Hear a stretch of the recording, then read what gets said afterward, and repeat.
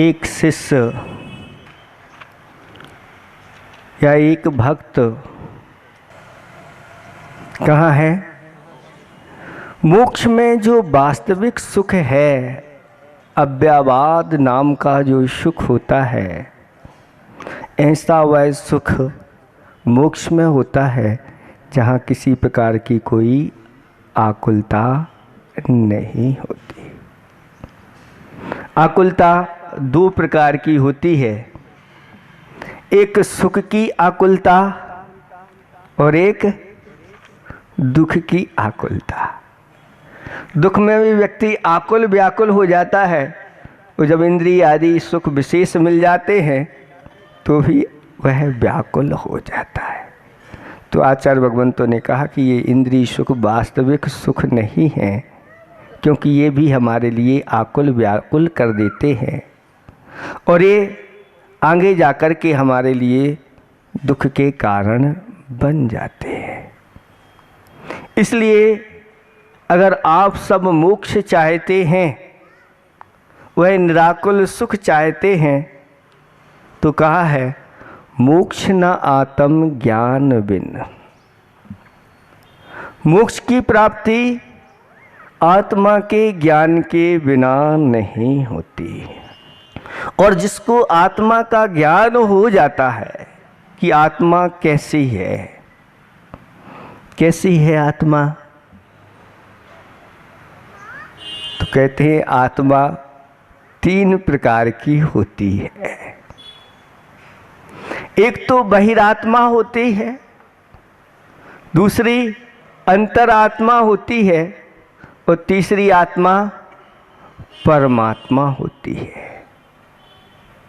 आत्मा का जो सच्चा स्वरूप नहीं जानते और इस देह को ही आत्मा मान करके चलते हैं, तो देह का मरण सो मेरा मरण और देह का जन्म सो मेरा जन्म, ऐसे जो मान करके चलते हैं एकांत से, उनके लिए आचार्य भगवंतों ने बहिरात्मा का टाइटल दिया है, यानी अज्ञानी आत्मा है।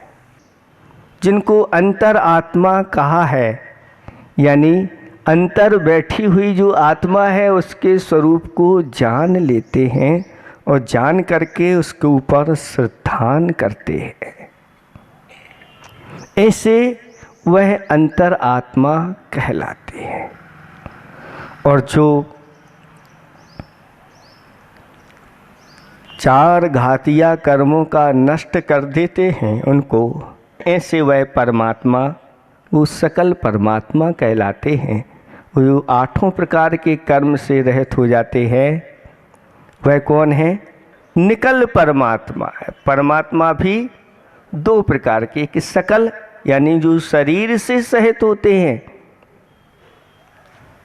वो सकल परमात्मा होते हैं, और विकल यानी जो शरीर से रहित होते हैं वह कौन कहलाते हैं? विकल परमात्मा कहलाते हैं। और जो विकल परमात्मा है वही वास्तविक आत्मा का स्वरूप हुआ करता है। और जो वर्तमान में अभी आत्मा है यह कर्मों से सहित है, इसलिए इनको संज्ञा दी गई कि ये संसारी आत्मा है। जो कर्मों से छूट गए हैं सभी प्रकार के, वह सिद्ध परमात्मा कहलाते हैं, सर्वश्रेष्ठ परमात्मा कहलाते हैं। और जो अव्ययवाद सुख होता है, जिस सुख के बाद कभी दुख नहीं आता, ऐसा सुख सभी सुखों से बढ़ चढ़ करके एक समय में भी वह अनंत गुणा सुख उन सिद्ध परमेष्टि के लिए होता है। वही हमारा वास्तविक स्वरूप है। जब हम आत्मा के स्वरूप के ऊपर विचार करते हैं और विचार करके उसको जान लेते हैं, संसारी आत्मा का स्वरूप, मुक्त आत्मा का स्वरूप, तो आचार्य भगवंत कहते हैं कि फिर वह आगे की प्रक्रिया प्रारंभ हो जाती है। मोक्ष न आत्म ज्ञान बिन क्रिया ज्ञान बिन नाही। जो भी क्रियाएं होती हैं अगर ज्ञान से सहित हैं, सम्यक ज्ञान से सहित क्रियाएं हैं, तो वह क्रियाएं सही सही फल देती हैं। और ज्ञान बिना जो भी क्रियाएं की जाती हैं वह सही फल नहीं दे पाते। फिर कहा ज्ञान विवेक बिना नहीं। ज्ञान जो होता है विवेक के बिना उस ज्ञान का कोई मूल्य नहीं होता। ज्ञान अंधा है श्रद्धा बिना, और पंगु ज्ञान लंगड़ा है किसके बिना? चारित्र बिना। श्रद्धा के बिना तो ज्ञान अंधा है। अगर सही सही श्रद्धा नहीं है वह ज्ञान आपको कहीं भी किसी भी गति में जाके पटक देगा। और पंगु लंगड़ा क्यों है? क्योंकि उसके पास चारित्र नहीं है। वो बिना चारित्र के वह अपनी मंजिल तक पहुंच नहीं पाएगा। तो ज्ञान विवेक बिना नहीं, यानी ज्ञान वही सही माना जाता है जिसमें विवेक होता है। और विवेक का अर्थ ही सम्यक ज्ञान। आचार्य भगवंतों ने को सम्यक ज्ञान की उपमा दी गई है। और गुण विवेक के माही, यानी गुण विवेक के साथ ही रहा करते हैं। अगर विवेक नहीं है तो फिर कहते हैं कि वह गुण ठहरते नहीं, वह सारे गुणों के ऊपर पानी फेर देता है। इसलिए जो भी क्रियाएं करो विवेक के साथ करो। और विवेक के अभाव में क्रियाएं सफलीभूत नहीं होती। अब विवेक क्या है, किसे कहते हैं महाराज? विवेक बार बार आप नाम ले रहे हो, कोई व्यक्ति विशेष का नाम। ये आखिर विवेक है क्या? तो इसको आप एक उदाहरण के माध्यम से समझ लेंगे तो सभी में वह उदाहरण फिट हो जाता है। क्या, कब, कहाँ, कैसे, कितना, क्यों, ये प्रश्न चिन्ह जहाँ लग जाते हैं वहाँ व्यक्ति का विवेक जागृत हो जाता है। सबसे पहले ले खाने में ही विवेक लगाएं, क्योंकि महाराज ने भी बताया कैसे उठें, कैसे बैठें, कैसे बोलें, कैसे शयन करें, कैसे खाएं, जिसके माध्यम से पाप का बंध ना हो। तो आचार्य भगवंतों ने कहा कि विवेक के साथ यत्नपूर्वक खाएं, यत्नपूर्वक शयन करें, यत्नपूर्वक बोलें, यत्नपूर्वक चलें, यत्नपूर्वक बैठें, जिसके माध्यम से पाप का बंध नहीं होता और व्यक्ति अपने आप को सुरक्षित करके चलता है। और जहाँ भी रहता है वह निरंतर शुभ उसकी परिणति होने के कारण से पुण्य का संचय करता चला जाता है, पाप कर्म की निजरा करता चला जाता है। तो भोजन में ही आप एक उदाहरण के रूप में ले लें कि क्या, जैसे आपको भूख लगी है तो क्या खाएं। इससे नहीं कि भूख लगी है तो कुछ भी खा लें। तो आचार्य भगवंतों ने कहा कि अभक्ष का भक्षण नहीं करें। ये आपके लिए खाने योग्य, ये उच्च कुल वालों के लिए खाने योग्य नहीं है। ऐसे 22 अभक्ष शास्त्रों में वर्णन आया है। कहते हैं जो अभक्ष का भक्षण करते हैं फिर वह दुर्गति के पात्र हो जाते हैं और फिर उनके लिए अभक्ष ही खाने को मिलता है और खाने को भी नहीं मिलता, ऐसी स्थिति हो जाती है। तो क्या खाएं? जो भक्ष है, खाने योग्य है आपके, वो खाएं। तो खाने योग्य क्या है? आपसे पूछते हैं खाने योग्य क्या है? तो खाने योग्य आचार्य भगवंतों ने अन्न कहा है, खाने योग्य आप लोगों के लिए फल कहे हैं और साग सब्जियां कही हैं। उनमें भी आचार्य भगवंतों ने सभी फल खाने के लिए नहीं कहे हैं, सभी प्रकार की सब्जियां खाने के लिए नहीं कहे हैं, और कुछ ऐसे भी अन्न होंगे जो खाने योग्य नहीं होते, उनके लिए खाना नहीं। तो कौन से फल खाने योग्य हैं, कौन से नहीं हैं? तो कहा पंच उदंबर फल नहीं खाना। जिनमें जीव भरे रहते हैं, त्रिस जीव रहते हैं, बहुत सूक्ष्म रहते हैं, ऐसे उन फलों को त्याग करो।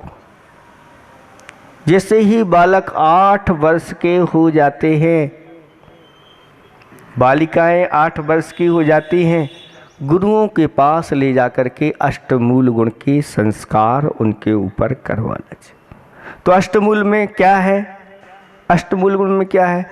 मद्य मांस मधु, ये खाने योग्य नहीं हैं, इनको पहले त्याग करो। और 5 उदंबर फल, बड़ पीपर उमर पाकर कठुमर अंजीर आदि फल होते हैं, ऐसे फल खाना नहीं। ये महान पाप के लिए, संचय के लिए कारण बन जाते हैं। इसलिए क्या खाना, ये प्रश्न चिन्ह सबसे पहले जो लग जाता है, तो व्यक्ति फिर उन्हीं वस्तुओं को खाता है। जैनेतर ग्रंथों में भी ऐसी पंक्तियां आती हैं कि नरक के 4 द्वार हैं। एक द्वार बताया है रात्रि भोजनम, दूसरा बताया स्त्री पर स्त्री सेवनम, 34 नरक द्वारम। वो 4 नरक के द्वार कौन से हैं? तो दूसरा पर स्त्री सेवनम, तीसरा उसमें आया है कि कंद मूल भक्षणम। कंद मूल क्या है? जो जमीन के अंदर रहने वाले आलू प्याज आदि है, ये सारी चीज़ें कंद मूल के अंतर्गत आ जाती हैं। नरक का द्वार बताया। और संधान कम, जो संधान होता है यानी जो अचार मुरब्बा होता है, जिसमें 30 जीवों की उत्पत्ति हो जाती है, प्रति समय उनमें उत्पन्न और मरण होते रहते हैं। ऐसे उन अचार आदि को खाने से महान पाप का संचय होता है। ये दुर्गति में ले जाने के द्वार बताए गए हैं। और आप लोग बड़े चाव से, जितना पुराना अचार होता है उतना ही टेस्टी हुआ होता है। घर का अच्छा नहीं लगता, बाजार का चाहिए। और ऐसी स्थिति है कि जो नींबू आदि सड़ जाते हैं, उस सड़े नींबू भी उनमें एसिड डाल करके और उनमें मसाला डाल करके, जितने सड़े होंगे उतने ही अच्छे अचार बनेगा, टेस्टी बनेगा।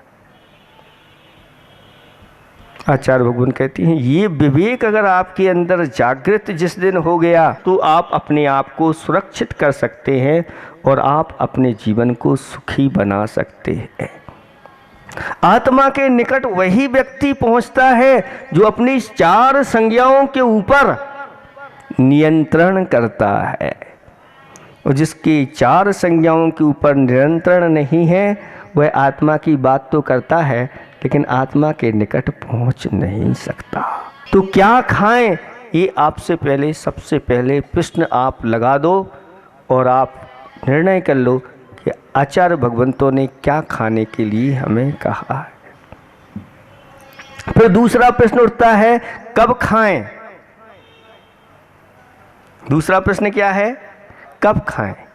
दिन में खाएं कि रात में खाएं, या जब चाहे जब खाएं? जब भूख लगे जब खाएं। आयुर्वेदिक का सिद्धांत है कि जब भूख लगे तभी भोजन करना। तो आयुर्वेद के सिद्धांत के अनुसार चलें तो आपको रात में भूख लगेगी, तो आयुर्वेदिक का सिद्धांत तो लागू हो जाएगा, लेकिन जैन सिद्धांत उसमें लागू नहीं होगा, विवेक नहीं होगा। लेकिन आयुर्वेद में भी कहा है कि जब भूख लगे तब नहीं, तब तो खाना है, लेकिन रात में नहीं, दिन में खाना है। क्योंकि हमारे कुछ ऐसे शरीर के अवयव होते हैं जब वो सूर्य की जो किरणें निकलती हैं तो हमारे वह सक्रिय होते हैं, और रात्रि जैसे ही होती है सूर्य डूबता है वह निष्क्रिय हो जाते हैं, और फिर निष्क्रिय हो जाते हैं तो पचाने के लिए उनके लिए बहुत शक्ति लगाना पड़ती है। तो कब खाएं? तो दिन में खाने के लिए कहा है। एक नारा हम भी आपको देना चाह रहे हैं, और 17 अक्षर में वह हाइकू में वह नारा है, और आप लगाइए, अच्छी तरह से लगाइए। वह क्या है? दिन में शादी, दिन में भोज, जय अहिंसा घोष। दिन में शादी, दिन में भोज, जय अहिंसा घोष। अहिंसा का अगर घोष आपको सारे विश्व में फैलाना है तो इस नारे को आप जीवंत कर दो और अपने जीवन में उसको उतार लो। रात्रि में, एक रात्रि में ऐसी कथा आती कि रात्रि में भोजन बनाया और खाया, उसके परिणाम स्वरूप 10 भव नरकों में और 10 भव त्रियंचों में जाकर के दुखों को सहन करना पड़ा। एक रात्रि में बनाने और खाने का ये फल है। पर आप लगा लो कितनी रात्रि में आप लोगों ने खाया होगा और बनाया होगा। एक व्यक्ति ने अपने लिए इतना किया, पर जो रात्रि में महाभोज देते हैं उनकी दशा क्या होगी आप समझ सकते हैं। अगर ये अपने जीवन में नहीं उतरा और हम निरंतर अहिंसा के जो महापुजारी रहे हैं, हमारे महावीर भगवान, उनकी जयंती मना रहे हैं और अपने जीवन में अगर इन चीज़ों को उतार नहीं रहे हैं और बढ़ाते चले जा रहे हैं, तो वही है कि आप ऊपर ऊपर जय घोष करते हैं। जैसे महाराज जी ने बताया कि वीर प्रभु की वाणी को घर घर तक पहुंचाएंगे, नारा लगाते चले जा रहे हैं। आंधी तूफान आएगा तो यूं ही बढ़ते जाएंगे, लेकिन आंधी तूफान आया और वहाँ सब खाली स्थान हो गया, नारे बंद हो गए।